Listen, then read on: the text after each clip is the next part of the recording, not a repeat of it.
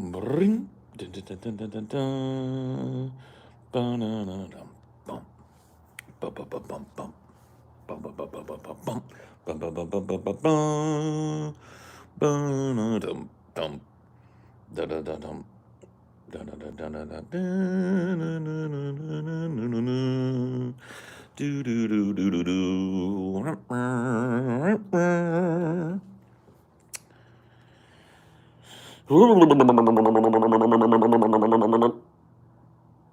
Hey, hey, hey, hey, hey.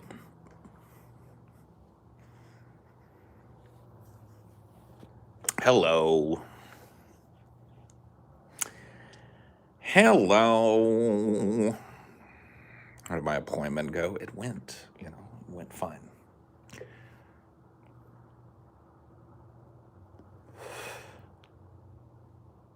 It went just fine.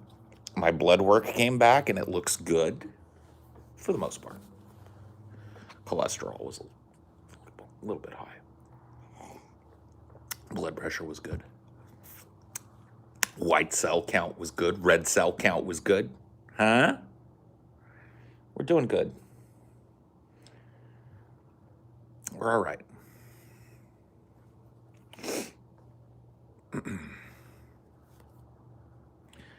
How about the lungs? They're fine.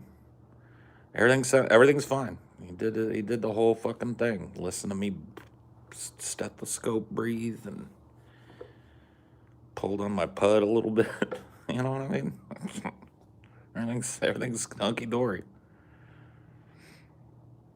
Hey Paul, opinion of RTS games? The new Age of Empires 4 has me hooked.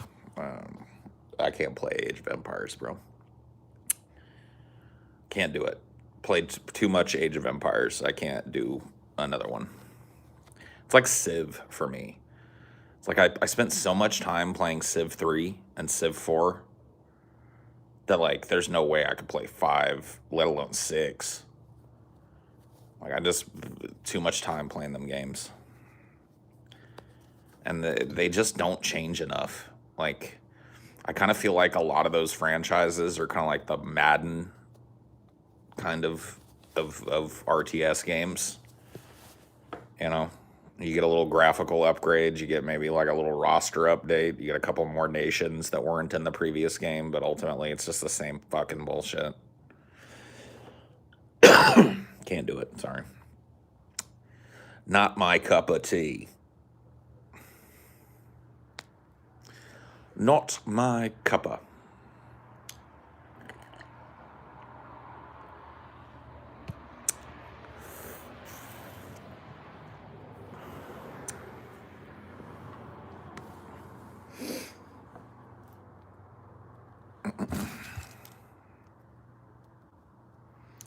What is your cup of tea? I don't know. I like fighting games. I like third-person action games, Dark Souls-esque kind of games. I like platformers. I like strategy type games. There's a lot of these like card games, like deck builder type of games. I like those. I like to have like a selection of like games that require different amounts of like mental engagement from me. You know what I mean? Like a game like Neo 2, right? I got to be like super paying attention to play that game. And sometimes I'm looking for that, Sometimes I'm looking for a game that's going to like suck me all the way in. And other times I want to play a game where I can like look away from it, be fucking around, come back to it. And these card games are good for that. Because you don't have to, you don't have to work, you're not on a timer usually, is what I'm saying. So, you can take a turn, fuck around for a little bit, come back and go like, all right, I'm gonna take another turn. I like that.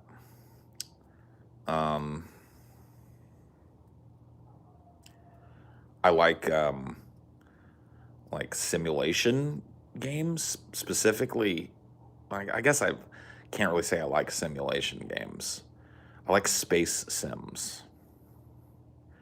So I like simulation games where you get to fly like a futuristic space fighter or whatever the fuck, or space trucker or whatever the fuck. Lord of Duck, hello. Phoebes, hello.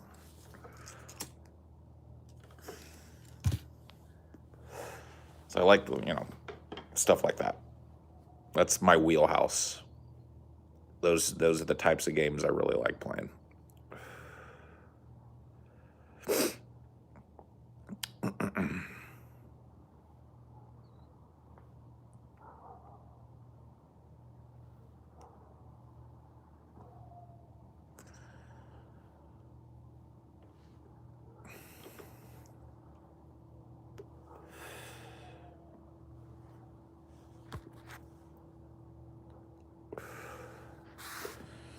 I was super into Warcraft 3 back in the day, and the Reforged edition was a level of disappointment I didn't know could exist. That's what you get.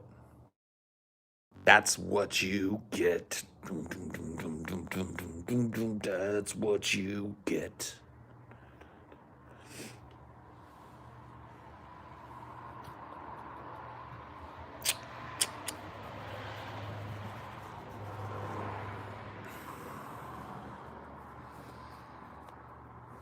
Currently playing Terraria on PS4. Did you ever play No Man's Sky? I played it when it first came out.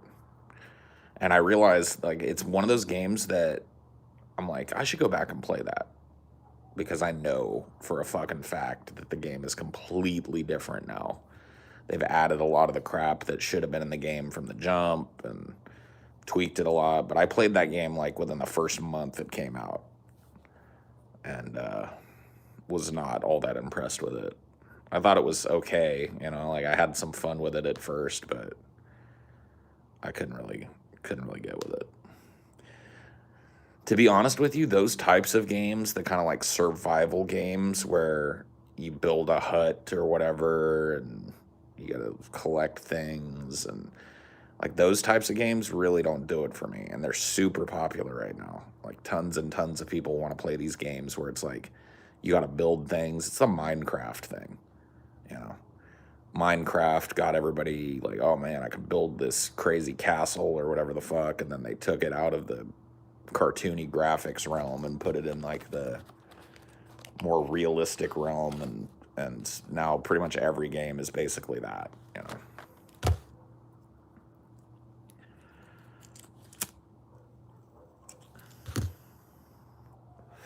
And I just don't have the, I'm not creative in that way. So I always end up feeling like an asshole when I play those games, like a dumbass, because I can't build anything. Like I don't know. I'm just not an architect or whatever. I don't have that kind of like designer mindset. And so the shit that I build is always just like jank as fuck. And I can't, it's like, I'll give you an example. I started playing this game. What the fuck was it called? The Dyson Sphere Project, I think is what it was called. And it's one of these little, survival base management, base builder kind of games where you build like, you run around and you collect things and you build like little factory components and little conveyor belts that take, you know what I mean? I don't know if you know what I mean.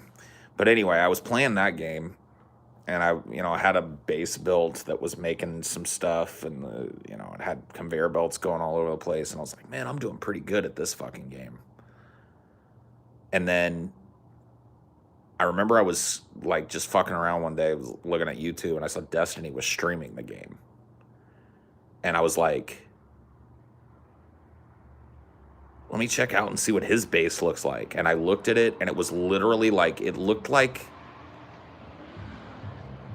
I can't even describe it. It looked like somebody had fucking spent like 70 days straight designing everything to be perfectly fucking like, there just wasn't like an ounce of wasted space or a weird piece of track or anything. It was all just like beautiful factory shit. And I was like, I can't even play the game. Like I looked at my base and it was this topsy-turvy shit where like there was, I could make sense out of it, but nobody else really could. And I was just like, if that's the end goal, is to get your base like that, I can't even do it. You know what I mean? Like I can't. My brain literally doesn't function that way.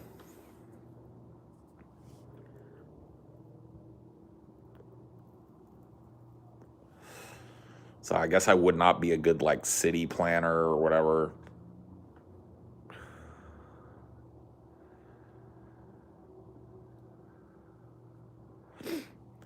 Yeah, Animal Crossing. It's another one of those games where like you're supposed to like, you know, that one's even like way tamer than most other ones, and I feel the same way about it. That game like actively shames you when your fucking town is shit. It's like, man, I used to feel bad logging into fucking Animal Crossing back in the day on the GameCube. Oh my god. I felt awful about it.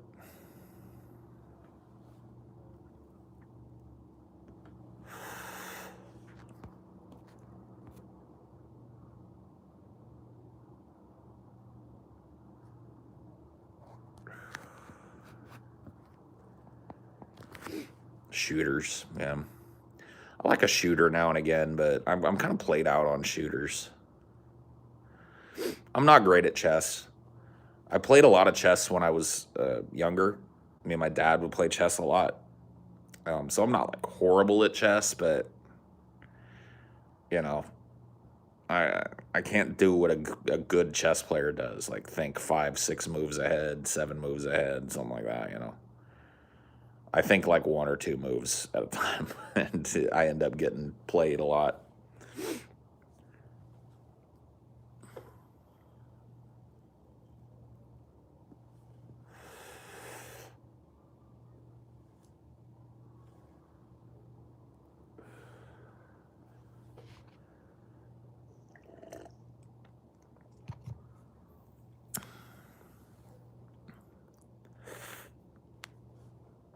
Yeah, I don't know. I don't really.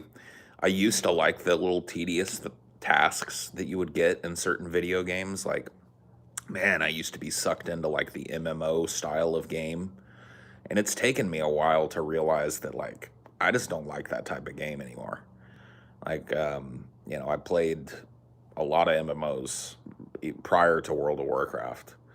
I'd played 2 or 3 major early MMOs and was really like when I first got into them, I was really into that. Like every little thing you do, you make a little modicum of progress.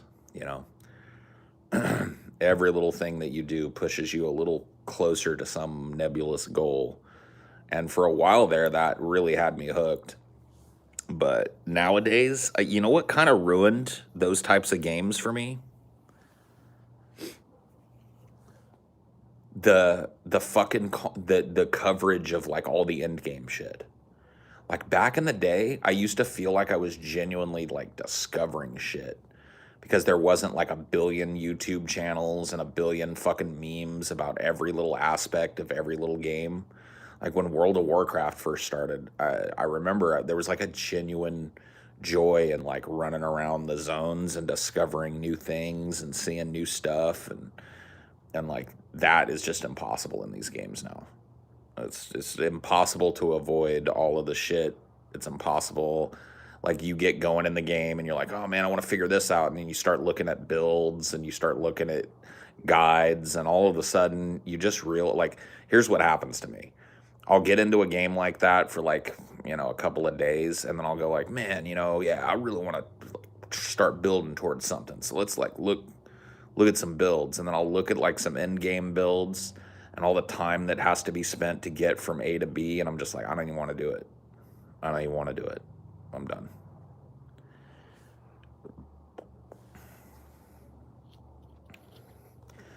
So I think my lesson is learned when it comes to MMOs. I don't think I'll be trying out anymore. I actually tried out that New World game. I think it's called New World, right? Amazon MMO. And man, that game, I was done with that quick. I pre-purchased it way back when, and when it fucking released, I was like, all right, let me jump on. And I jumped into the game, and I was just like, man, I can't fucking do this again. I literally cannot run around the newbie zone mining fucking copper ore and picking fucking herbs. I can't, I can't do it. I just can't bring myself to fucking do it, man. No, I never tried Final Fantasy, whatever the fuck, 14.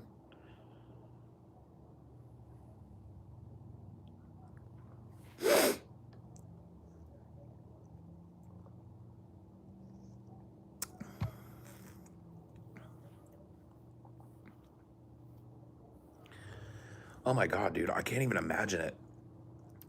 These games come out. This blows my fucking mind. I've never been like this. Even back in the day when I was way more into games than I am now. There will be people that have got like parts of the end game figured out by the end of the first 24 hours of a game being released. Like, there are people who literally just fucking like get one of those games and it's like a race for them to see how quickly they can fucking make the game pointless for themselves. And there are people like, I couldn't believe it. Like I said, dude, I bought that New World game. I pre-purchased it. Probably logged in on day 2, honestly, that it was available. I don't think I logged in the day it launched or whatever. But I got logged in on day 2. And I'm running around. I get, I play a couple hours and I get to that first city, your first like newbie city or whatever. And there were people running around and like fucking this flashy ass shit. And I was like, didn't this game just come out? There were dudes that were like level 50 running around in like crazy end game looking gear with particle effects on it. And I'm like, didn't they just fucking release this? Like, you're already at the end game and it's a day or 2 into the fucking game?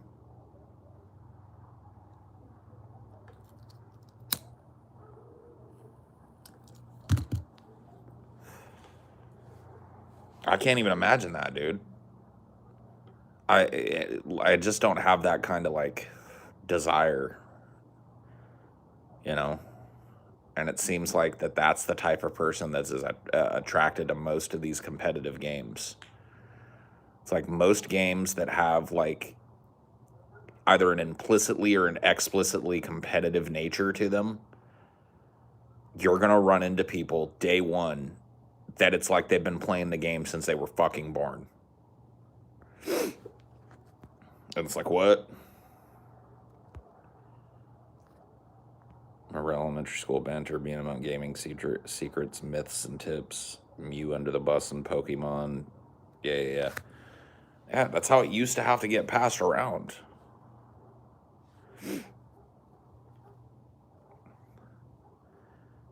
Like, you used to have to like get little drips and drabs and little secrets from your friends and shit.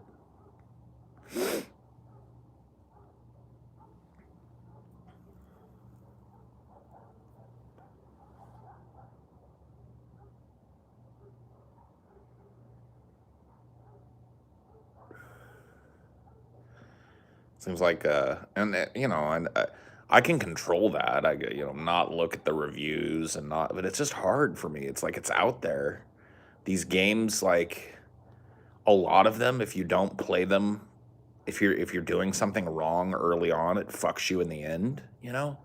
Like you end up spending all this time on a character that's fucked up because you didn't do it right. And so there's this kind of like impetus to look at these guides and shit. And I just get lost in it. I just get like, it's not even the game system that overwhelms me. It's like the fucking amount of people out there that have created these Nat's ass guides to do every single fucking thing in the game.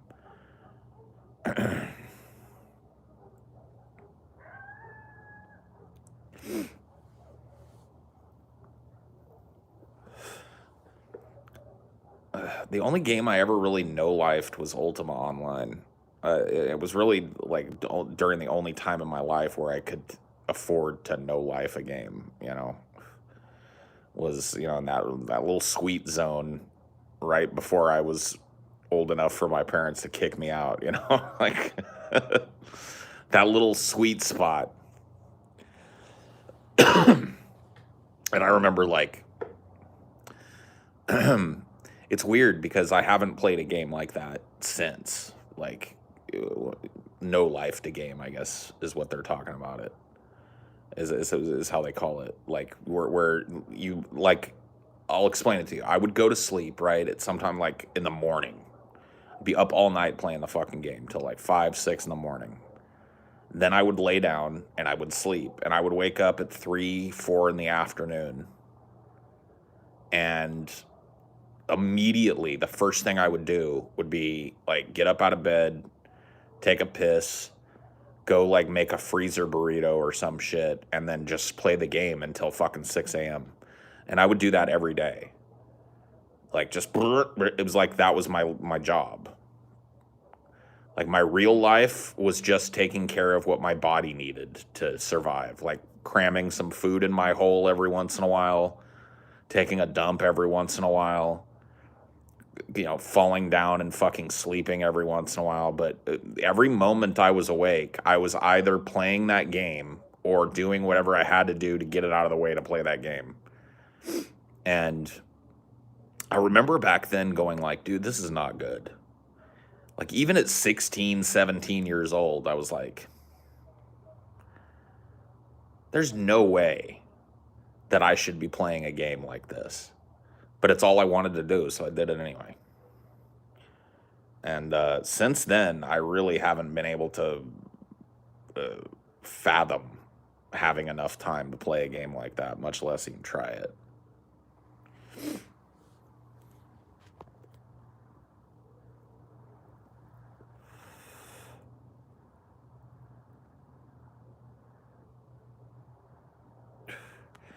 Dude, don't ask me to fucking decide whether or not you want to get laid or not, dude. That's you don't put that kind of decision making on another person. You either do it or don't. I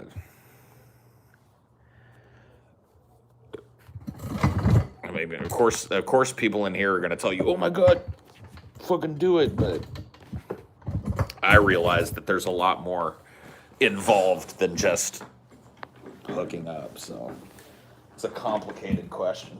Can't answer for you.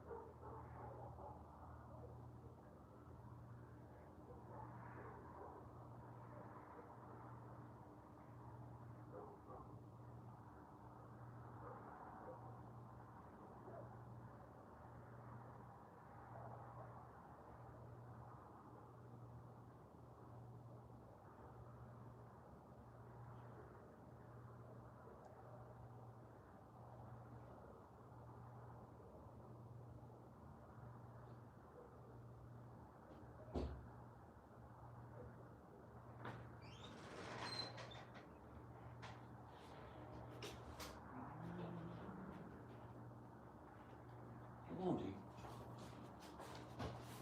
Come on, D. Get your little monkey butt out of here.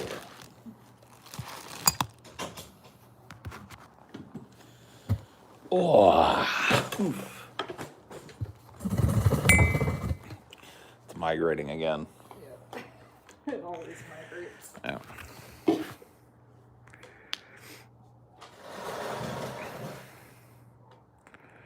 Chair looks like it's 3 minutes from falling apart if I sat in it, and I weigh 160. Paul is a daredevil for this, bro. This chair could hold an elephant. It just faded from the sun. Why it looks rickety. Yeah, it's old.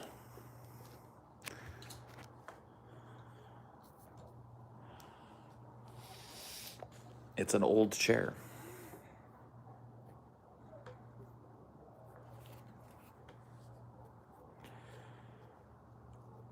Nice weather tonight. Yeah, I guess so. It's cool, but not cold.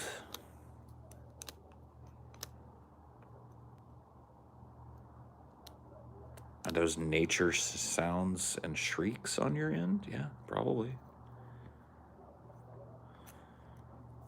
I heard the coyotes howling last night. Yeah, Coyotes were a little crazy last night, huh?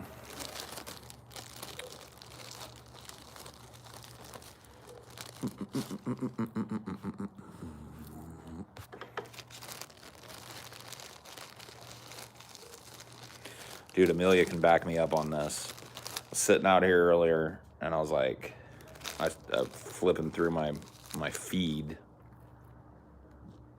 and I saw Jamie Darkey was streaming, and I was like, what are the chances if I tune in that Jamie Darkey is talking about me or TJ? Was it like her stream was titled something completely different? It was titled something like No Nut November Cringe or some shit like that. So it's like, she clearly had a plan to talk about something else. But I shit you not, dude. I fucking hit play, and as soon as she started talking, it was about TJ. Still recontextualizing the booty burn this many days later. It's the same thing she did when she talked with me, if you remember. Like, I went in, yelled at her, and made her look stupid, and she talked about it for 2 weeks and blamed me for her looking bad. She goes on TJ's show, he treats her all nice and is all fucking charitable and sits there and listens to her for 3 hours. And people still don't like her, and now it's his fault again. Jamie doesn't understand, like, the common denominator in her failure is her, always. You know what I mean? Like, she acts like she was actually talking, I listened to a little bit of it. She's actually talking about how she's disappointed that we don't give smaller channels more shout outs on DFF or some shit.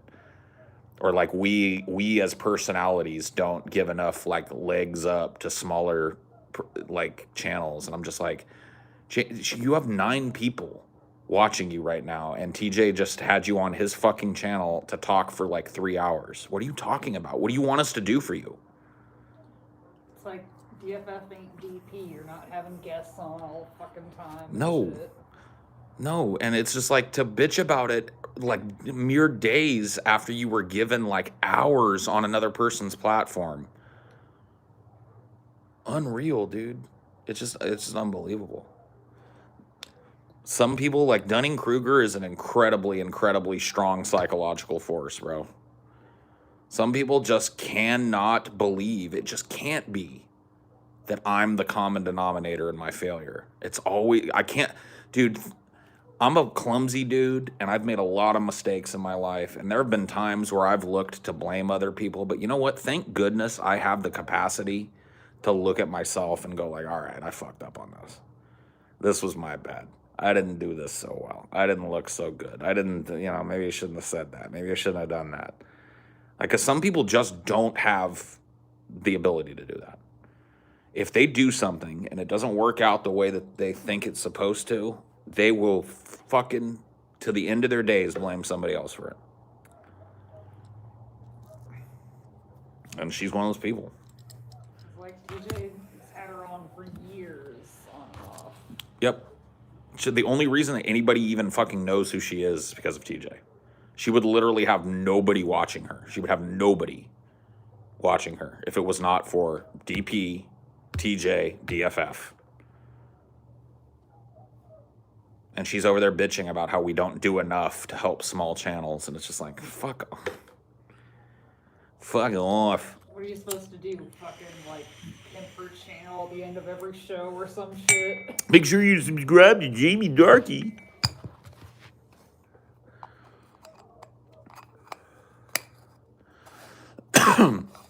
Self-reflection is a tough thing, which means confronting the problem, which may in fact be you.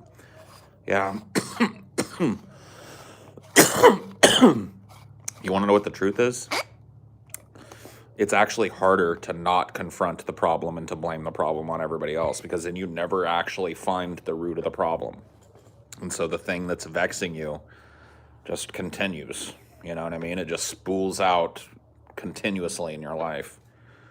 So it's actually easier in the long run to go like, oh, you know what? Maybe it's me. This has happened 3 or 4 times now. That's easier.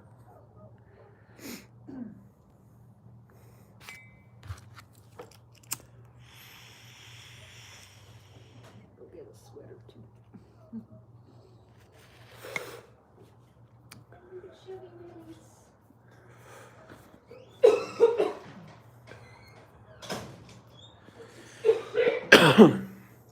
I think you summed up, Jamie, when you said read a book. Yeah. Well, that's the thing that Jamie would have to do in order to be what she wants to be. Jamie wants to skip the line and be a commentator without really knowing how to commentate. She wants to skip the line and not learn anything, politically or otherwise, and just repeat what other people say. And when people like that are placed in the position of having to defend their arguments, they can't do it, because what you've done is you've taken the capstone of the pyramid and you've just hung it up there in the sky, and you've got no fucking basis. You didn't build your way up to an understanding. You've got nothing underneath your opinion. And so, you know, you've just snatched the capstone from somebody like Vosh or somebody like TJ, and then you run with it. Well, you're always going to get in trouble because you haven't thought out your fucking position. You haven't created a fucking whole map of where you start from A to B to get to your fucking position. All you've got is the hot take. And that's what Jamie Darkey has always been. Jamie Darkey has always been a person who, instead of coming up with her own content and context, steals what somebody else says, repeats it, and then can't defend it. And then gets mad when they can't defend it.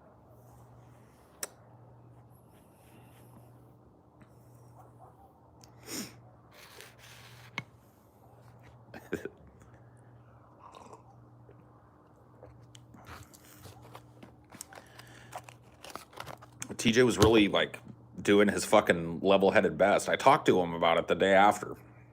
And he was like, dude, I was having such a hard time fucking ignoring the shit you were saying in the chat because I was really trying not to let it devolve into like a shouting match because I didn't want her to say like, oh, they just fucking yelled at me and shit. And I was like, dude, she's just doing the same shit. She's literally saying the same shit that she was saying when I yelled at her.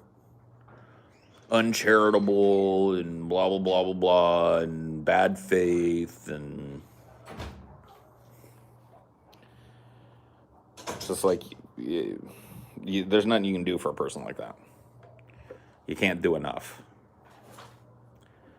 You can't provide enough for a person like that. And they will sit and recontextualize it a million different ways rather than just going like, fuck, I sucked. That poll discussion, I really came to the table with nothing but somebody else's opinion. Maybe next time, like I find myself in a situation like that, I won't get caught with my pants down. I'll know what I'm talking about. I'll spend some time developing my own position on it, and, you know. Or just admit that maybe you're not a debate streamer.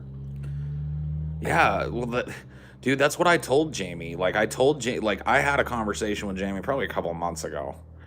For this very same reason, I saw she was streaming, popped into one of her shows, and I was the topic. Like, immediately as I jump in, I'm the topic. This always happens, by the way. It's the third time it's happened in like 2 days, where I've just been scrolling through my feed and I'm like, oh, let me go look and see what Jamie's talking about. And then TJ, blah, blah. And it's just like, oh my fucking God, man. It's just cope stream after cope stream after cope stream. And what was I? You like kind of made up with her and had to talk with her Yeah, a couple yeah, months ago. Yeah, and I told her, I was like, Jamie, you're not going to be successful at what you're trying to do, basically. I was like, you're a talented person. I like your music. You should really pursue that.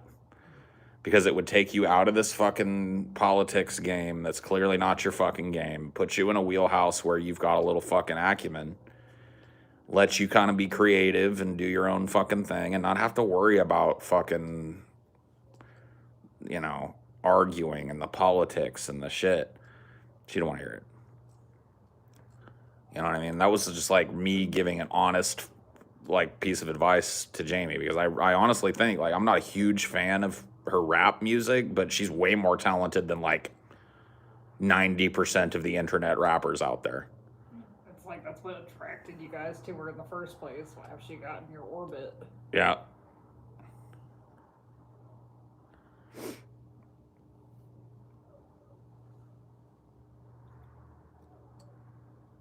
She raps, yeah, dude. Not much lately, though. Yeah, she's, because it's easier. Because sitting around and just being the content, in her mind, that's easier, but it's not. That's why she's got 7 people watching her. That's why she's always salty when she shows up somewhere, because she never comes off looking good, no matter how charitably she's dealt with.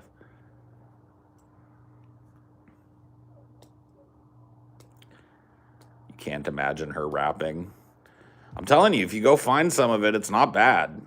Like I said, it's not the greatest shit you've ever heard. I'm not the biggest fan in the world, but Jamie rap is cringe. I bet she could out-rap you. I bet. Think of all the hours she spent fucking code streaming if she had used that to practice. Yep. If she could take back the last 2 days, she'd have 12 hours of concerted practice, and instead she's got 12 hours of cope. That's what you get. She's basically a trans Biggie. Yeah. Yeah, dude.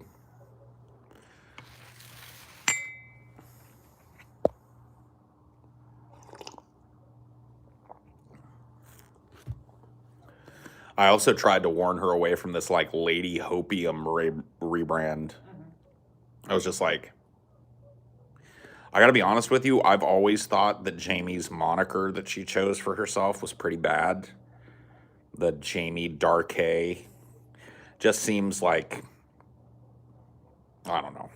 But it works way better than Lady Hopium.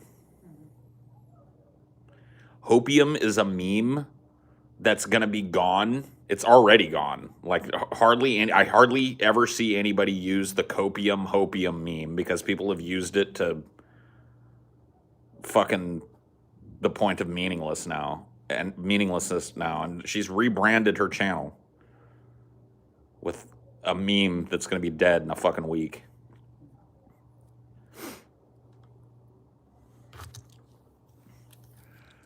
Doesn't want to listen.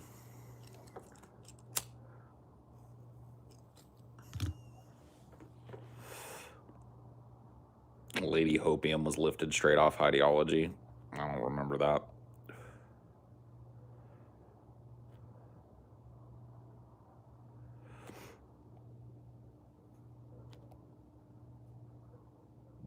Do you love Jamie and want to help? I don't love Jamie, but it clearly Jamie's been around in the community for a long time, and so it wouldn't do my heart bad to see Jamie have a little success, make a little progress. But I gotta be honest with you, she's spinning her wheels in the same mud that she was spinning her wheels in fucking 5 years ago. Makes the same kind of content. Somebody else's fucking opinion, somebody else's hot take, stretched out over the course of a 4-hour stream. Ugh. So yeah, you know, Jamie's been around. Like to see Jamie make some fucking progress. But Jamie doesn't learn from any of the interactions that Jamie has. Yeah, well, you guys actually hated her. You just wouldn't talk to her. Yeah. Like when I hate somebody's fucking guts, unless, you know, you're talking about the days of DP where we used to spin that shit into gold. That's not what we do anymore. So if I hate somebody's fucking guts, I don't talk about them ever. You never hear me mention them. Like that's how you like if I know you and you're a content creator and you're in the same kind of community that I'm in and I'd never said a word about you, there's a good chance I fucking hate your guts. Or you just don't. Or I just don't care, right? One or the other. Paul is a relic, hence the name. Hence the name of the stream.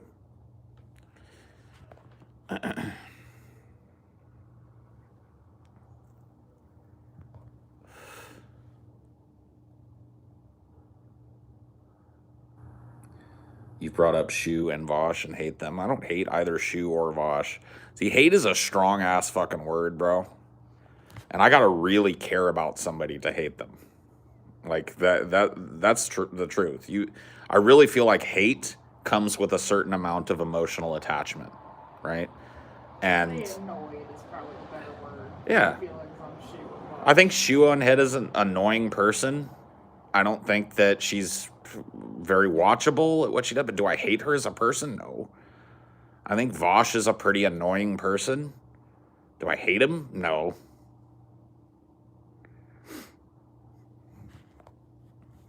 Yeah, hate is like next door neighbors with love, bro. Like for me to feel that much passionate anger towards a person, I have to really be invested in that person, you know, on a personal level.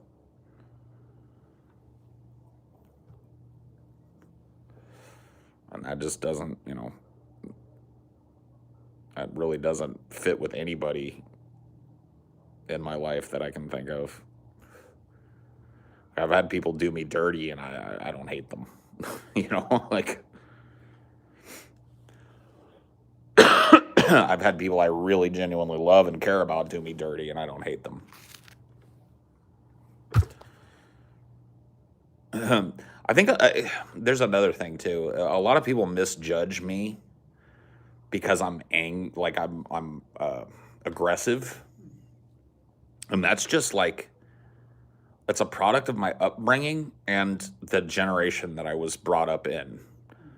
The type of passion and stuff that I display that gets called like that sends everybody into like a ooh, I'm salty, oh god, oh, gets everybody all fucking hyped up and shit. That shit was fucking commonplace in my day. People liked that, getting riled up and yelling at each other, yelling about something or ranting about something. It wasn't like people like were doing backflips for it, but it was just part of the discourse back when I was a kid, getting passionate about something, getting angsty, defending your position zealously and all that shit. That was just like normal.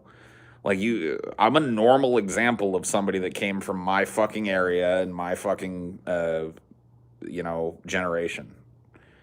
And that type of behavior now is seen as something completely different than it was seen as back in the day.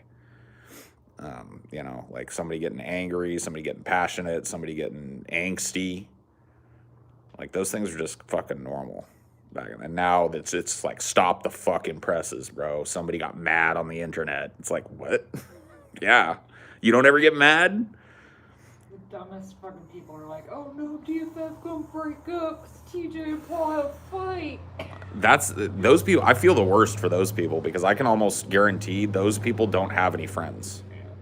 If you think that having a fucking political argument with a friend where you get a little heated, like if you had a genuine friend and you're one argument away from not having a friend, you don't have a friend.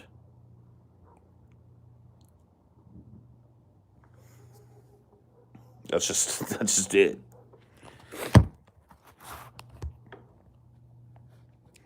Paul, have you gone through all you have in life, such as the carjacking you were in, and still be as level-headed as you are? I'm really not all that level-headed, man. So. Yeah, you didn't just magically get over that. Oh, yeah. Years of therapy. Years and years of concerted effort, maybe.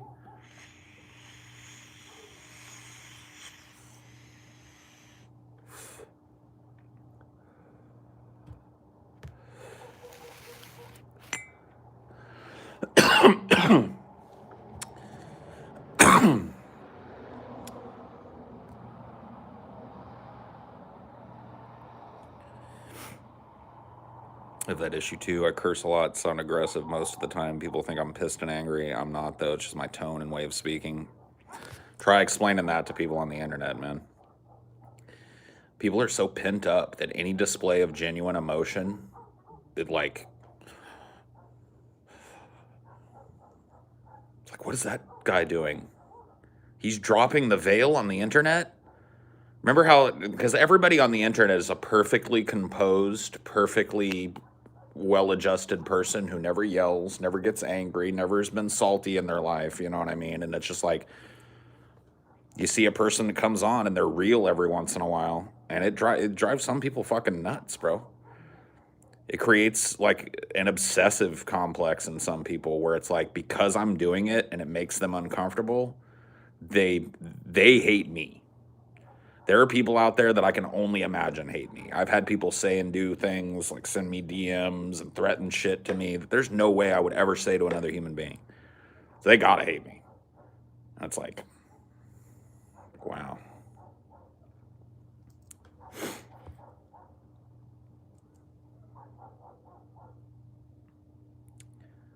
You mad, bro? Happened to a culture of passion, emotion, and anger, and love, and beauty, and gnashing of teeth. Gone.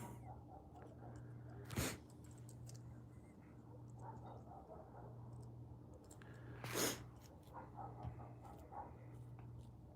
like we're trying to go back to like the fucking 1600s or some shit, where like everyone had to be perfectly composed and they could only take their aggression out in duels and shit. Well, there was a reason that society was like that back in the day.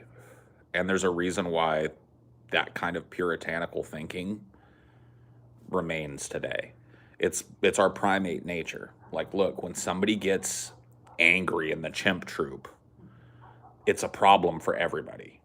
And chimps are very strong animals. And when, you take that kind of anger and emotion coupled with a lack of a fucking modern moral system and shit, and things can get out of control. And we have this like little switch in our head where when somebody starts fucking yelling and shit, everybody looks.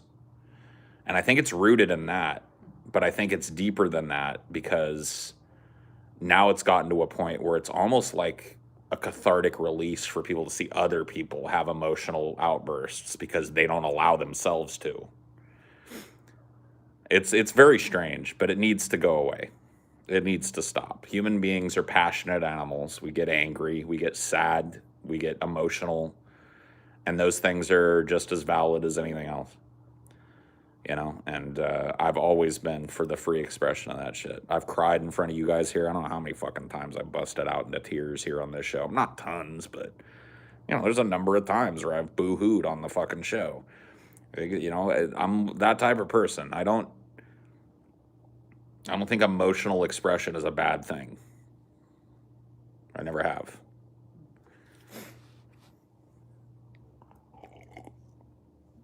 Some people are just way too reactive to it. Like anything like that is just like chaos. Like, oh no, it's panic, everyone. Someone's having an emotion. Right. It's gotta be solved right now. What's good about being mad? When you're loud and screaming, you're not in control. That's not true. Number one, like that idea that somebody that is loud and assertive and even maybe yelling is not in control. If I wasn't in control, I'd be ripping my shirt off and tearing my eyeballs out and shit. That's not in control. Like, I'm perfectly in control when I'm yelling. I just allow my anger to affect what I'm saying. I don't completely swallow it and try and pretend I'm not angry. I let a little bit of that out with what I'm saying, but I'm completely in control of it. It's not like I'm opening my mouth and anger's coming out and I have no stopgap or valve or any kind of fucking intercessor in my mind that could stop it. Yeah, it's like someone that has like uncontrollable anger is like breaking shit and fucking Punching holes in the wall, punching other people, hurting themselves. There's a number of ways that like actual uncontrollable anger expresses itself, and let me tell you, none of them are yelling at Ben Shapiro on the internet. None of them are getting salty at a Mortal Kombat game that you lost. You know what I mean? That's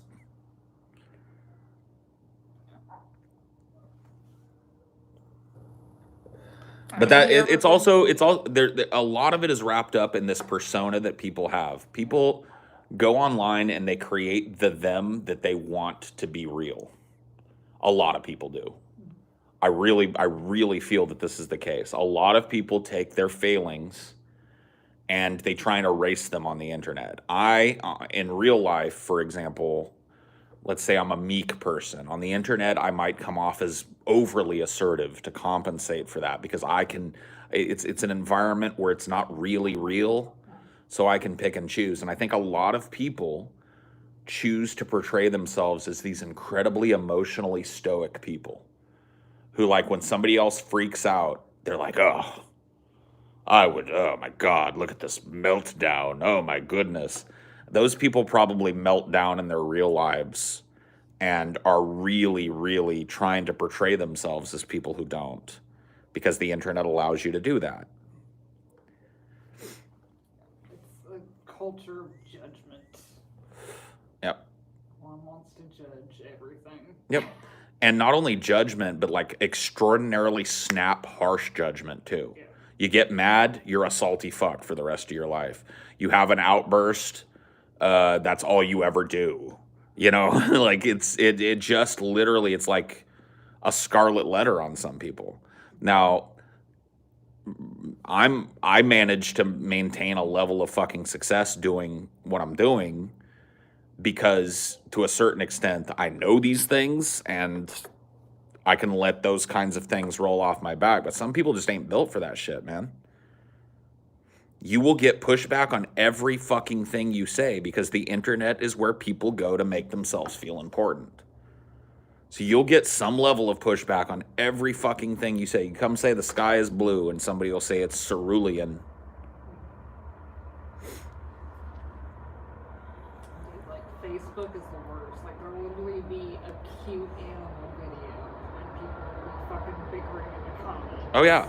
People need to feel important. Like they have asserted some kind of correctness over another person and they need that in their lives because they never get it. In the real world, they never get that. On the internet, oh my God, every little fucking thing is a nitpick. Every little fucking thing. I'm a really emotional person, but I really wish I was less prone to anger. You got to work on it. I did.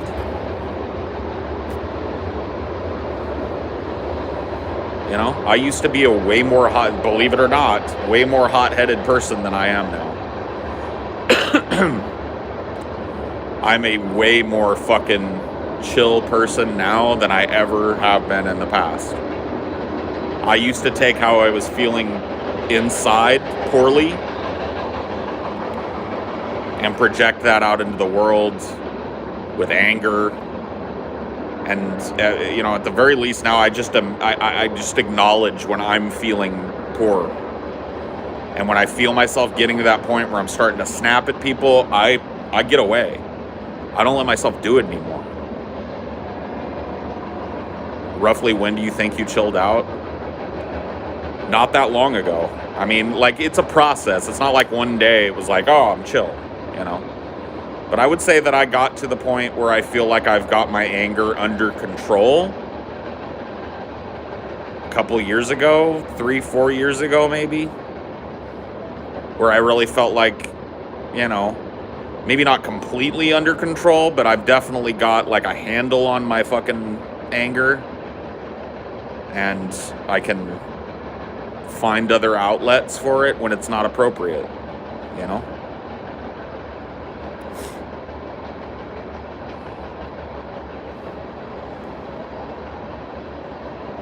There's some days, like, people that have anger issues, there's some days we just wake up pissed. It happens to me. Like, there's some days I just wake up and I'm mad at everything. I'm mad at the world, I'm mad at myself, I'm mad at my dog, I'm mad at the cat, I'm mad at everything. Got no reason to be, so I just I sequester myself when I feel that way, man. I don't let myself put people in the line of fire. And I was never, like, to the point where I would just scream somebody down to oblivion and shit, but, you know, said some hot-headed and mean things in anger to people that I genuinely cared about and loved. And I don't want to be that kind of person anymore. And for the most part, I'm not. You're also around a lot of also angry people, so it was more acceptable probably in your early life. Well, I mean, I got an Irish family on both sides. So, you know, not to stereotype, but known as a hot-headed people. And so I was stewed in a very angry environment. I was raised in an environment where it was normalized for people to scream at one another.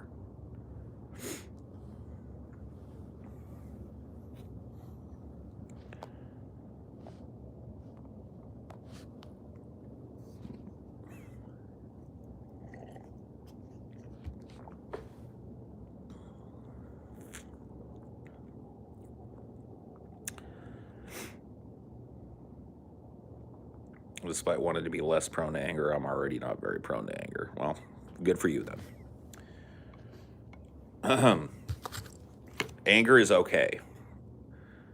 When anger becomes not okay is when it's used as a weapon against other people for no good reason. Anger is justified sometimes. Passion is definitely justified. And despite what some people may think, the golden rule of if you don't have anything nice to say, don't say anything at all, doesn't always fucking apply. Not every outburst is a misapplication of anger. Out of control anger is like getting mad at someone for fucking like knocking something over accidentally or some shit. Or stewing on something that a person did for days. That's the type of anger that I have. It's not like if somebody knocks something over, I'm just like, oh, whatever. You know, I've never been like, ah! But it's like somebody will say something or do something or whatever it is, and I'll sit and think about it for days. It's like a little coal. And I get madder and madder about it. And pretty soon I don't even remember what it is I was mad about. I'm just mad at the person now. Like, at least that's the way I used to be. Now I can identify when that shit's happening to me. And do a little bit to step, you know, in and out of it. Paul, it's actually refreshing to see you go loud and impassioned on these chuds. So many try to portray this pro image while I just want to scream at these peeps making our own vids. I don't know, man. I just am who I am. I can't, dude. It makes me fucking want to shit my pants with grief thinking about being one of those like, hey everybody, how's it going? It's Paul's Ego here. Hey, make sure you hit that bell, subscribe if you like it, and leave a comment down below and let me know what you think. I'd rather vomit my guts out than be that, you know. And so that you guys get this, and this is way less marketable. That's why I'm not a millionaire. You know, that's why I'm not even wealthy. But I make a living doing what I'm doing. There's enough people that, you know, would rather hear a person that actually speak. The emotions which cause us to act upon another in some way, shape, or form are generally the emotions that require some sort of justification. Sure.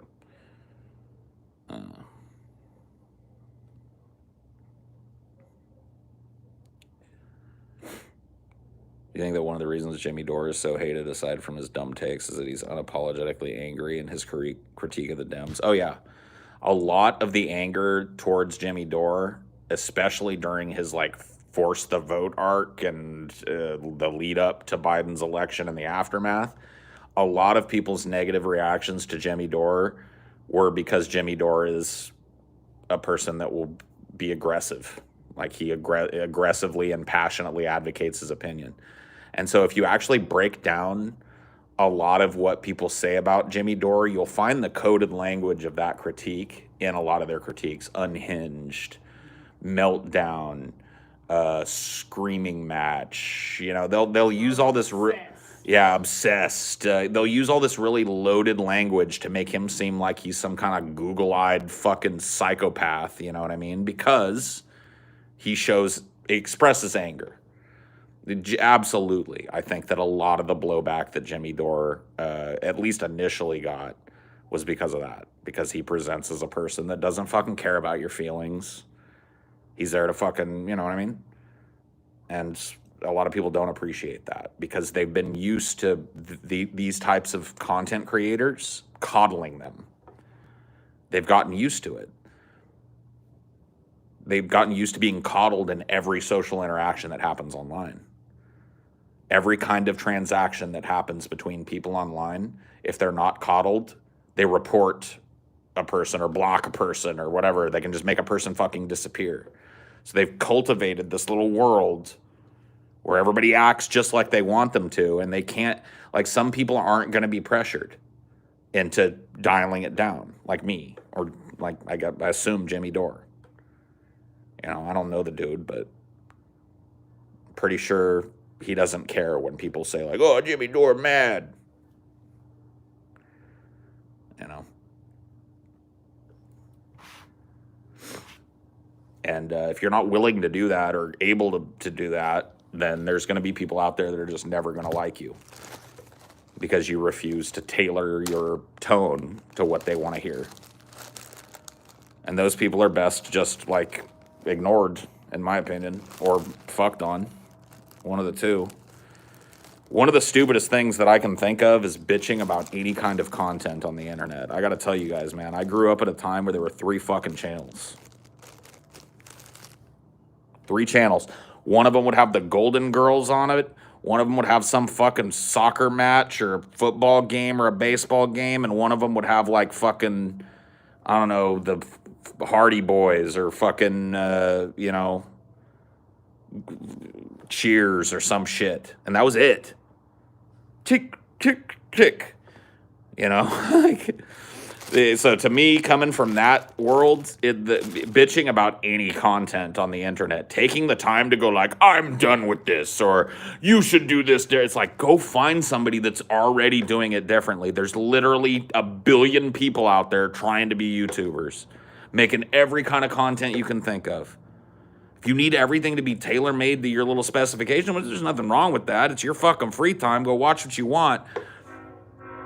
You're in a better position than any human in history, bro. Literally. You have no idea what little bit of on-demand entertainment people had just at the beginning of my lifetime. In the 80s, especially if you were like not super wealthy, didn't have cable TV yet, which, you know, basically came out in the 70s and 80s. If you didn't have that, you had like 2 or 3 fucking channels to tune through. All of them showing reruns and shit all day long. So if you were bored with the 3 things you could check, you had to find something else to do. I can't even imagine having a billion infinite channels. Like, I still remember the fucking DVDs in the mail that Netflix used to do. Right. You had to like actually pick something and commit to it. Yep. And if it sucked, you were fucking screwed. But it's like now, you roll up on somebody's content, you're like, man, this dude rubs me the wrong way. And there's a lot of people that are like, I'm gonna change him. It's like, no, just change the channel. Find somebody that's acting exactly how you want them to act and fucking watch that and enjoy it. I guarantee it's out there. It's instantaneous now. It's not like you gotta fucking take the DVD out, fucking put a new one back in. Yeah. Bloop, bloop. Yep. You know? It's not like you're just surfing through 4 channels worth of shit and, like, I could see maybe being that invested back in the day when there was only 4 channels worth of shit. Because it's just like, man, I got no choice here. Give me one thing I like. But now? Oh my God, bro. But so many people are just committed to this idea that they're going to change the way a person makes content. And, you know, what reinforces it is that there's a lot of, in my opinion, weak content creators out there who capitulate to it. As soon as these people see that they can be fucking successful in changing the way that a fucking artist or a content creator makes their content, oh my God, man, it's like they're drunk with power. They got to move on to the next community and change that motherfucker too.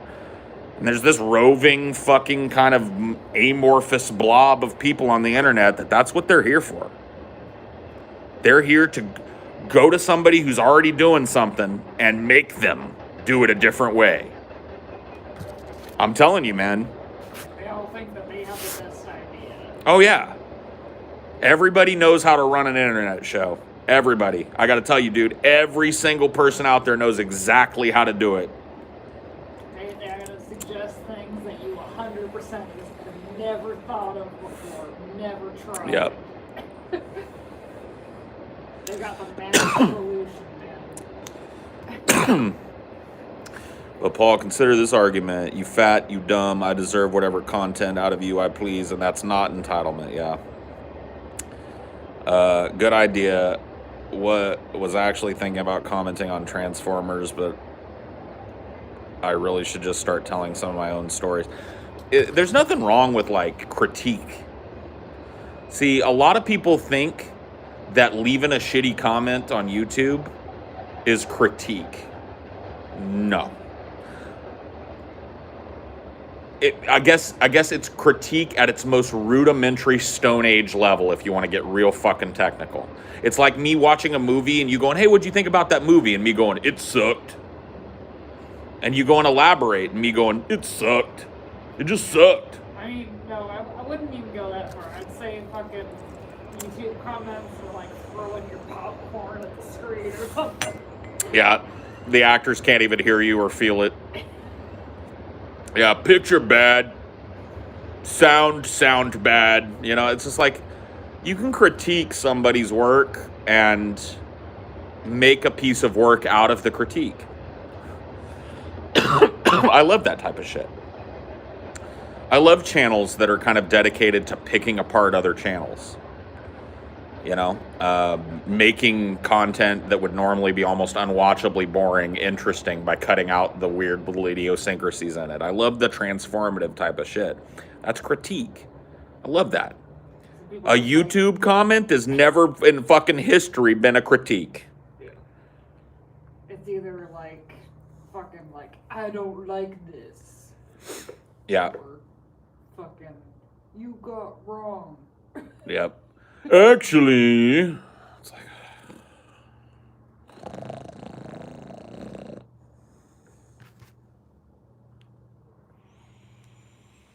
they're acting like they would fact check like the History Channel or some shit. yeah. Are they the type too that send angry emails to the History Channel? Some of these people probably are, or at least descended from them. I don't know if anybody sends angry emails to the History Channel anymore, but I guarantee you there was an era where they did it, and these were those people. For sure.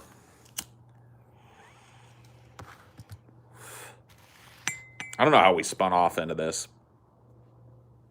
I'm not bitching. Like I'm not bitching about my fucking audience. Most people that watch me and interact with me aren't this way, but there are a marked number of people that are. You know. Well, the majority of people that watch you don't leave comments. That's true. Yeah, that is true. It's not like you get 500 comments on every stream. Yeah. I would love to see someone make a big review video like that. You guys are having a conversation with each other. No side conversations. You're not here to fucking socialize with one another. Focus your attention on me. Me. Artists, writers should always strive for the abridged versions of their work simply because there's too many people with short attention spans. Don't agree. Don't agree, and let me tell you why. In fact, let me give you an example of how wrong you are. On YouTube right now, one of the most popular pieces of content that you can possibly make is also one of the most time intensive, and that is these ultra deep dives. So there are people out there that have done 6, 8 hour videos on the lore in Oblivion, or on the lore in Morrowind, or on the lore in Skyrim, or on the background fucking story and the whole story of the development of Diablo, or how a fucking, David Lynch's Dune. There's a fucking like 12-hour mini series that somebody made on YouTube that each episode of it has over 1 million views, where they're explaining what David Lynch's basic ideas were and fucking, and giving their opinions. You know what I mean? So these deep dive, like this type of shit, this whole like everything's abridged, do you know who that's popular with? Children. Point blank, period, point blank. The older you get, the less tolerant you get of everything being given to you in 10-second blurbs. So you've got to understand, there's this wide breadth of people that are using the platform, and everybody's going after the youth vote because you get them young, you get them for life. That's the idea. You cultivate a fan base now, and then when they're 30, they're still going to be paying you to do TikToks. It's very short-sighted. There's all different types of content. Yeah, like even the fucking 30-minute episodes you guys do now is still considered like quote-unquote long form content. In comparison to your average YouTube video, yeah. 30 to 45 minutes is long-form content. So, and I watch tons of these videos, and they have huge amounts of views. Just huge. Like I was watching a Morrowind deep dive by this guy named Patrician, I think is his channel name. And it's like an 8-hour video where he goes over every little aspect of the lore in Morrowind. And I fell asleep to that video for 3 or 4 nights straight. Just like listening to different chunks as I would, It's great. That's the dirty secret of YouTube, is some people just have good voices and most of their viewers are people falling asleep to them. Dude, that's one of those things that I actually learned from who was it that I first saw do that? There's this dude on Twitch named Lethal Frag. Lethal Frag, that's his name. And he's a way chiller guy than his name would imply. He's a dude that's got a very smooth, calm commentator style. He's not one of these guys that's uber performative. Every time he dies, he's throwing his controller and getting salty and shit. That sort of thing is what most people are shooting for, because that super animated thing. But he's the opposite of that. And I remember watching him a lot back in, like, when I first got into Twitch. He was the first Twitch streamer that I ever got into. He was the dude that got me into Twitch because his videos were so good to fall asleep to, because he was so calm, and he would, he'd still make jokes and interact with his audience, but he was always very, very, he has a just very great tone of voice. And I remember somebody typing to him once, sending him like a cheer or whatever the fuck, and saying, "Hey man, I hope you're not offended by this, but I use your videos to fall asleep to." And I was one of those people too. And I thought, ooh, man, that's gotta, like, because in my mind, this was before I was even making really content of my own that I took seriously. But, in my mind, it was like, man, if I was doing a show like this and somebody told me that they fell asleep to it, like, and he was like, man, he was like, dude, thank you so much. He was like, that's great. He was like, one of the great things about my job is that, I get to interact with people, I get to have fun with people, and I get to help people. And he's like, you're not the only person that's told me that, these streams help you go to sleep. And I know there's probably a lot of people out there right now using it that way. And he's like, man, I appreciate every last one of those people. I'm really happy to help them. You know what I mean? And that, like, changed my whole fucking perspective. Because people will tell me that they fall asleep to these. Because, there are some Highdeologies where I'm way more animated. It'd be probably harder to sleep to. But these ambient noise streams where, like, the train is going by and I'm never really raising my voice above this are fucking killer to sleep to, you know. And I'll never be fucking offended by somebody telling me that they, you know, kick back and chill out and fall asleep to Highdeologies or whatever. That's cool, you know.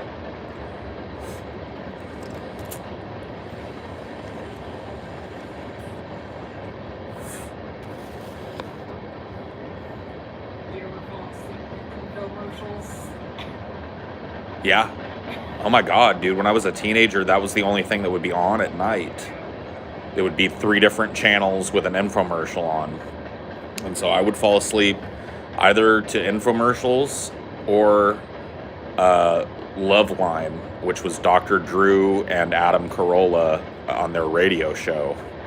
They would do a late night radio show that was like racy, basically. They could talk about things they couldn't during normal hours or whatever the fuck. And so, yeah, I would fall asleep to infomercials on the TV or Love Line on the radio, probably for like 5 years of my life, I would say, from middle school through high school. That was my routine. I can't really fall asleep to music because I get too into it, unless it's real ambient music.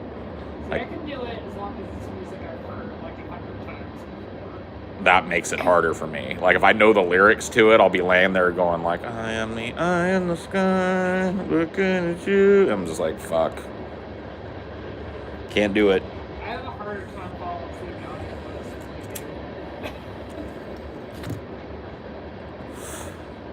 than my whole life, I've almost kind of needed it. I went through a period of time where I slept in like total silence, and it didn't help my sleep at all.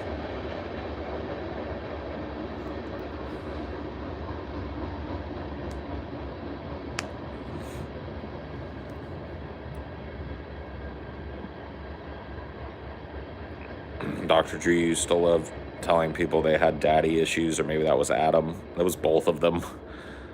Bought Eisenhorn after hearing you talk it up on a Grease Trap. Great book. Thanks, Paul. Hey, man. Nice. Yeah, Warhammer 40K, Eisenhorn. There's 3 books, 3 Eisenhorn books. They're all really good. So if you end up getting all the way through Eisenhorn, Xenos, which is the first one, and you like it, then there's 2 other ones. And all 3 of them are really good. But I think Xenos is the best one, to be honest with you. It's kind of like that with movies a lot of the times, too. The first one is the best one in a trilogy. Sometimes not the case, but... we forgot about the Terminator marathon we were going to do. And we got through the first 3. Well, that's because I know the cliff we're about to walk off, dude. You don't. You're a Terminator virgin, man. This is all you're fresh-faced and doe-eyed, looking at this franchise, going like, "Hey, these are pretty good movies." Man, they get bad. Oh man. Dude, I fucking turned your whole opinion around, dude. I fucking You flipped did. your Terminator world upside down. You did, because you made me watch Terminator 1 again. Like, I'd gone all these years not really watching Terminator 1 because I was like, why watch Terminator 1 when I can watch Terminator 2, the superior Terminator? Because that's the way I felt when I was a kid. Yeah. And I actually went back and watched Terminator 1 with you, and I was like, Jesus Christ, this movie's amazing. And then we watched Terminator 2 like right after it, and I was like, T1's better. Like overall, just better film. And then we watched Terminator 3, which you hated. I hated when I was a kid. Yeah. When it came out, I thought it sucked ass. And we watched Terminator 3, and I was like, you know what? That's a pretty good movie. That was a pretty good flick. There's some really, like, memorable shit in T3. Yeah. I love that scene where, like, she reprograms Arnold Schwarzenegger, and he's, like, trying to... And so he has to shut himself down by forcing himself to, like, go into, like, overheat, basically, by beating that car to death. Oh, my God, that was a crazy cool scene. The truck. Yeah, that truck scene. Dude, they did the truck flip before Inception, or before The Dark Knight. The truck front flip as a practical stunt. I did not know this. It was done first in Terminator 3, and it's done twice in that movie. There's twice in that movie that a practical full-size truck does the fucking front flip. It's a crazy good movie. Like, the stunts in it were really good. I don't know. See, that's what I'm hoping. If we keep watching, maybe they'll keep getting better than you remember they. No. No. I was older when I saw some of these ones coming up. Dark Fate and fucking Terminator Insurrection or whatever the fuck. Oh my God, they just get bad. I honestly think that like I didn't like Terminator 3 for misogynistic reasons when I was a kid. I honestly remember my main criticism when I watched that movie, and I was probably a teenager when I watched it, being like, why'd they put a chick in it? There should have been a dude Terminator fighting the Terminator, you know? And I was just like, I remember thinking that. And then like that, as I, grew up, just morphed into like, oh yeah, I remember T3 kind of sucked. Then I watched it and I was like, wait, no. We have two very different modes of watching movies. We either fucking nitpick every little thing, or we give it way too much credit that it's worth. Yeah. Like the fucking Final Destination movies, we've been very charitable. Yeah, that's true. Horror movies are probably the movies that you get the most fucking latitude to. Because they can be simultaneously shitty and entertaining. Yeah. Like, say what you want about Final Destination, dude. Those are like pretty edge of your seat type of movies, at least for your brain. Yeah. Like, they keep your brain constantly engaged. Like, what's going to happen next? How is this going to happen? That knife is going to fall and stab him. Nope, that was just a ruse. Oh, God, no, the gas is going to blow up. Nope, that's not it. It's like it's got a formula that, despite some of the cheeseball action and shit in it, I mean, really, like, fucking, it works. It works real well. They could keep doing that for infinity, probably. Yeah, for sure.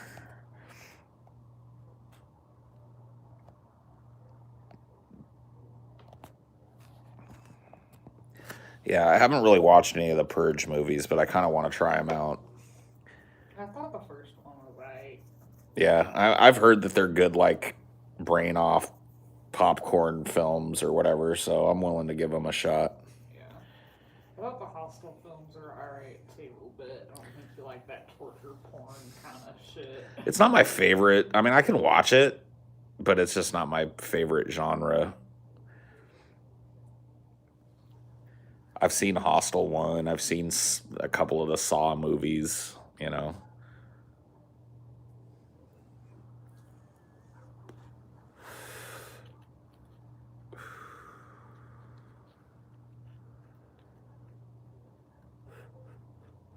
Sucks that VHS went downhill. The VHS viral was just ass. Oh, yeah, I didn't see that one. I saw the first two, and I liked them, but I have not seen VHS viral. We still need to watch Unfriended 2. Oh, yeah. It was a pain in the ass. I think we had to, pay for it or something. Yeah, I was like, I'm not going to pay for it. I'm going to wait for it to cycle around to HBO Max or some shit. But I'm keeping my eyes peeled. As soon as I can watch that motherfucker for free on a subscription service, I'm doing it. I gots to see. Because, man, if you ask me the question, Paul, what's a horror movie that people have slept on? Unfriended. Period, point blank. I'm not saying it's the best horror movie ever made. I'm just saying it's a good fucking movie that people pooped on for no reason. There's a lot of, real, boundary pushing filmmaking in that movie. I've never seen a movie like it. I can't say that about... Yeah, one take from start to finish. The whole movie was filmed in one single contiguous take multiple times so that they could then go and piece it together. They did editing in post, so they used multiple scenes, with cuts and shit. But the only way that it would But with the actors is to do it all Right, but they were committed to having the actors experience the fatigue of what was going on because the movie takes place in real time. And so the actors, I actually read about this. They started it trying to film it in scenes, and the actors were having a hard time filming a scene where they were supposedly in the middle of this like crazy arc, but they're sitting in the same clothes that they were just in. You know what I mean? And the sense of no time having passed for them. Like the director was just like, "Fuck it, let's just film it. You guys do the whole movie. If you flub, just keep going." Don't stop until we get to the end. And they did that. I can't remember how many times, but it was an absurd amount of times. They filmed the whole film. And then they cut it up and used it. That's really cool. The movie is also made with the veneer of Mac OS X over it. I've never seen that in a movie. The whole movie takes place on the screen of a laptop and within the apps that were available at the time in Mac OS X. So iChat and iTunes and Skype, you know what I mean? Notepad and Facebook and all of these things, like all the browsers, Safari and all that shit, right? It's a movie made in an operating system. Or not made in it, but yeah, made like you're in it. Like your perspective on the movie is not the invisible camera, the floating invisible observer. It is you're looking at the laptop. Never seen a movie like it. No other movie has done it. I know the closest thing I think of is like Hardcore Henry, where it's like first person view the whole time. Right, which was another movie that was pretty boundary pushing for the time. There's never been a movie that I can think of that was made entirely in the first person and made to look like one continuous take. I don't really care for Hardcore Henry that much. It's a little much for me, but it's still a movie that I like because it did something I never saw done before. And that's the same thing for that fucking Unfriended movie. I think people were just like so eager to poop on it because of the cheeseball name and the premise. Yeah. You ever played a second person video game? Second person. So first person would be seeing through the eyes. Third person is seeing the whole body. What's second person? Is that like the fucking like visual novels, maybe? I guess. I don't know.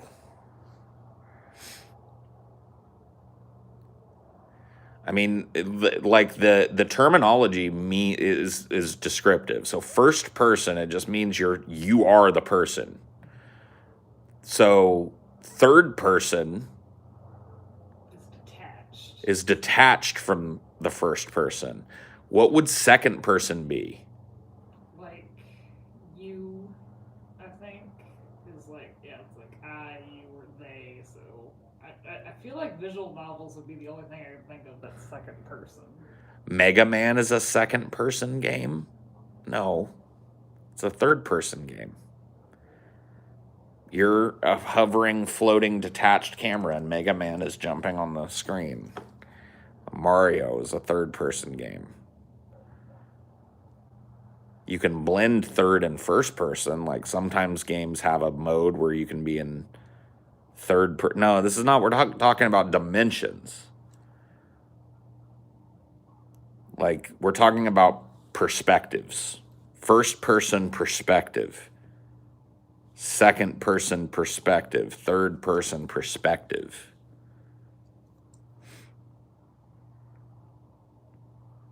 Scrollers? Is that what they mean?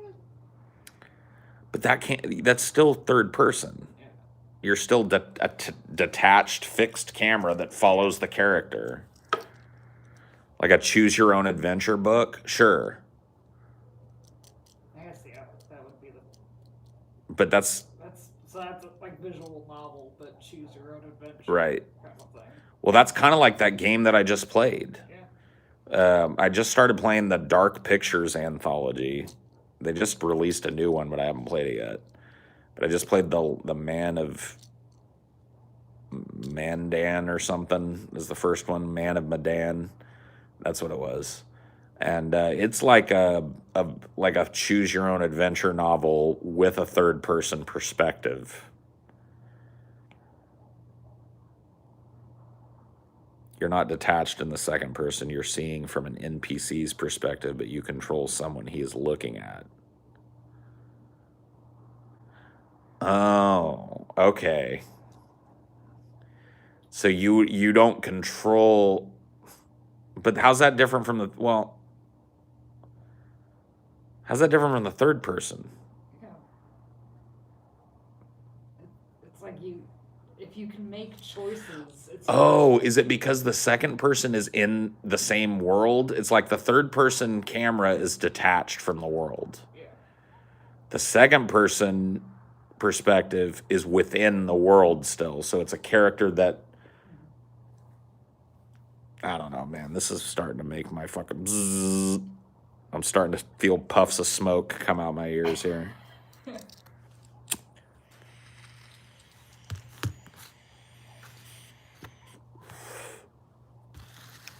That's just getting really technical because it's like. Yeah, I can't it's like imagine. Saying that like only RPGs are first person because you can control everything. I don't know. I mean, I can't imagine an application for it. I kind of think I'm starting to get a concept of what's being talked about, but it's not functionally that different, but you don't control the camera's view. The pronouns are you, so the NPC refers to the user as you.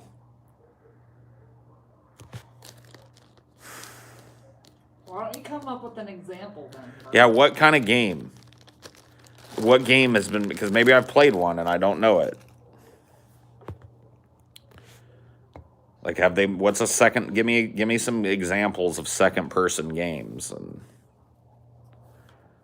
like, because I can't think of one. Like, I'm having a hard, Zork. Okay.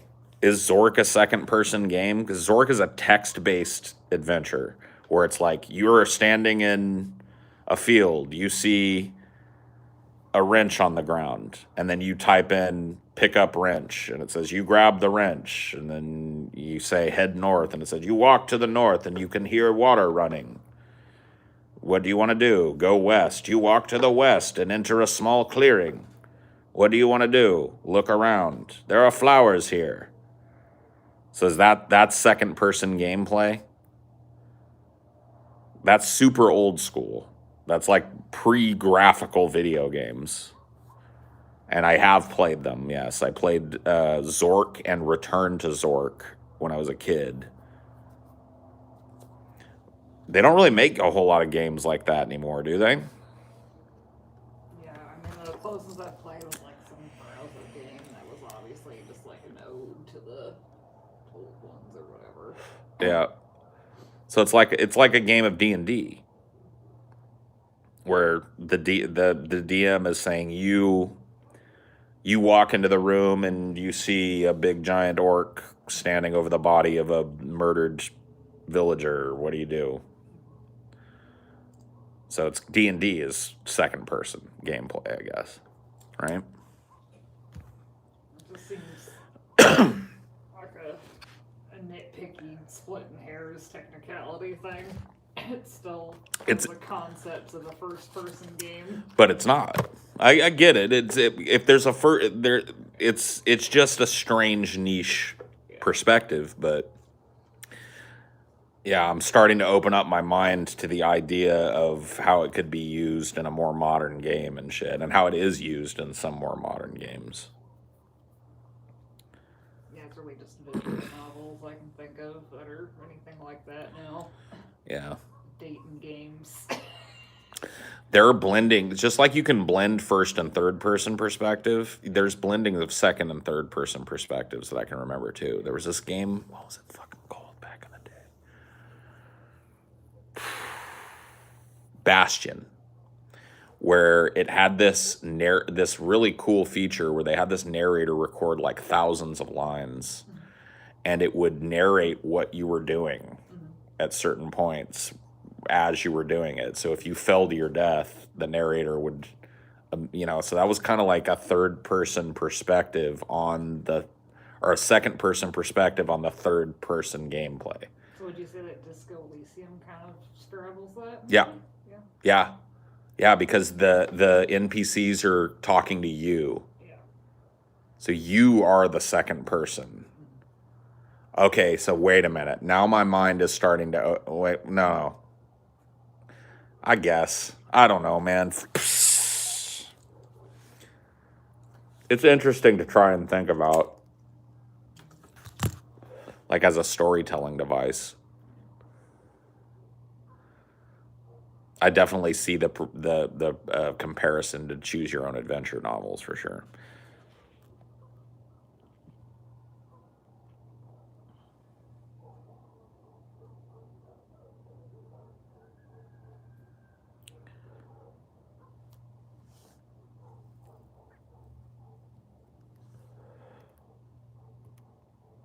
Yeah.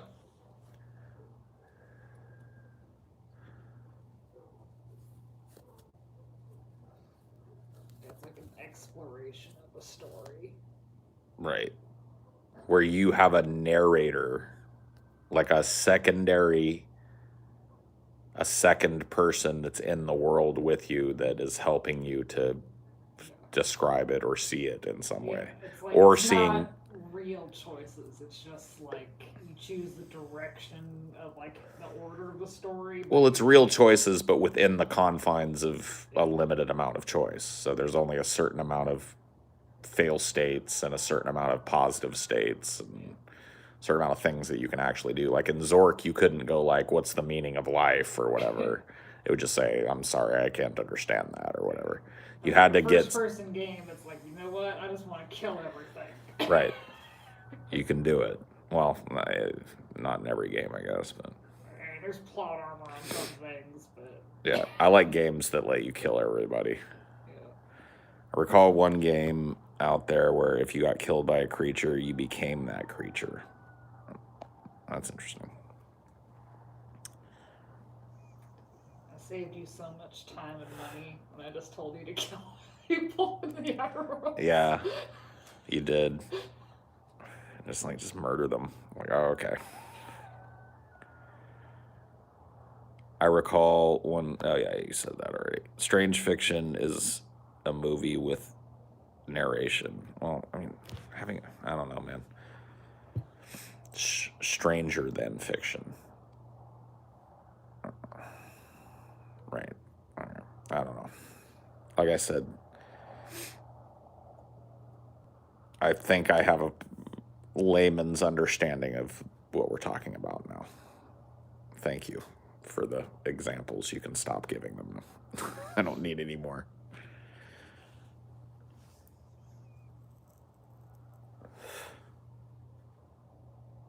But yeah, I guess in a way, Unfriended is kind of like a second person movie. Yeah, because like you're obviously not her, because like you can see her in her camera on the screen. But you are her because you're looking at her screen. Yeah. It's detached but not. There but not.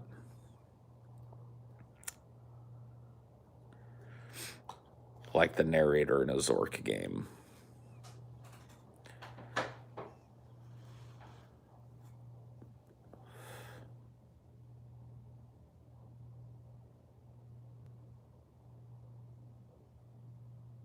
Need to check out Unfriended.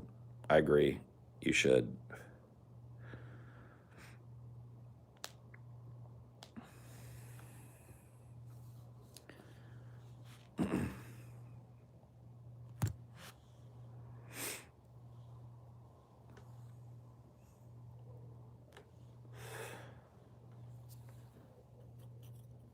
If you could kiss Thor or Iron Man, who would you choose? Which Thor or Iron Man are we talking about? Are we talking about the Marvel Cinematic Universe Thor and Iron Man? Or are we talking about comic book Thor and Iron Man? Are we talking about the cartoon Thor and Iron Man? Like, what version of Iron Man and Thor stand before me? Comic book Thor and comic book Iron Man. I had to kiss one of them. Probably Thor. He's got that long, flowing hair. He could grab a fistful of mine. I could grab a fistful of his. Have a man kiss. He could manhandle you. Yeah. Iron Man's got all that fucking suit in the way. Yeah. It's very comfy. Yeah, that would not be. You're right.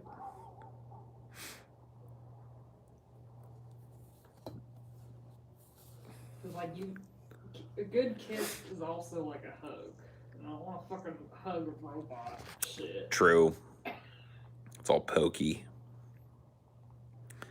Thor gets hotter when he gets older, too, I guess.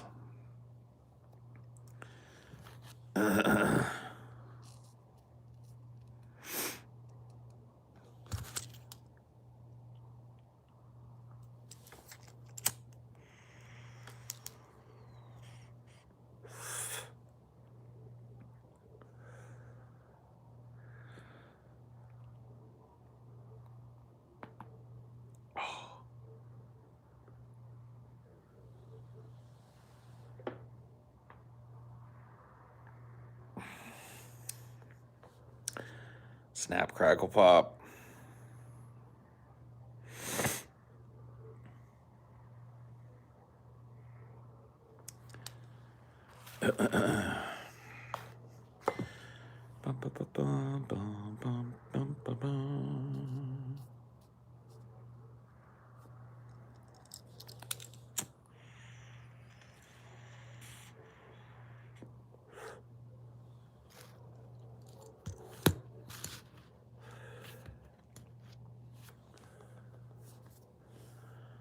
Oh, man.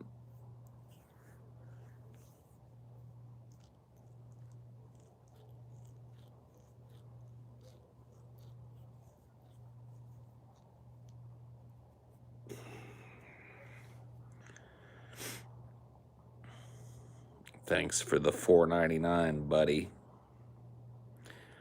Thanks, buddy. The weight of life just hit Paul all at once. Dude, you ain't fucking kidding, bro. Ugh. Atlas just shrugged, man. God damn it.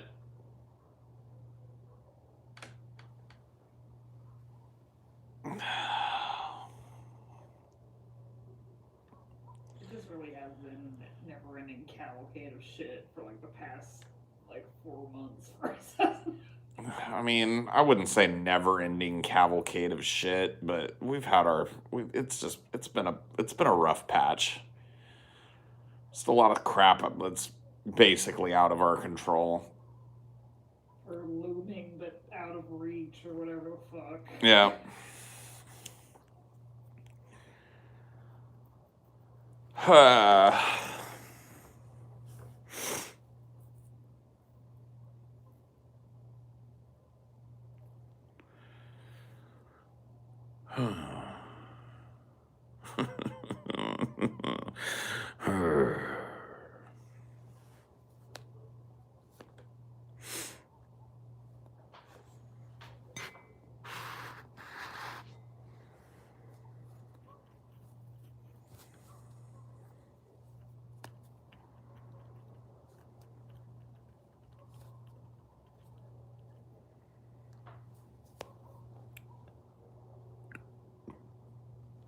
I'm out of here. I'll see you later. Bye.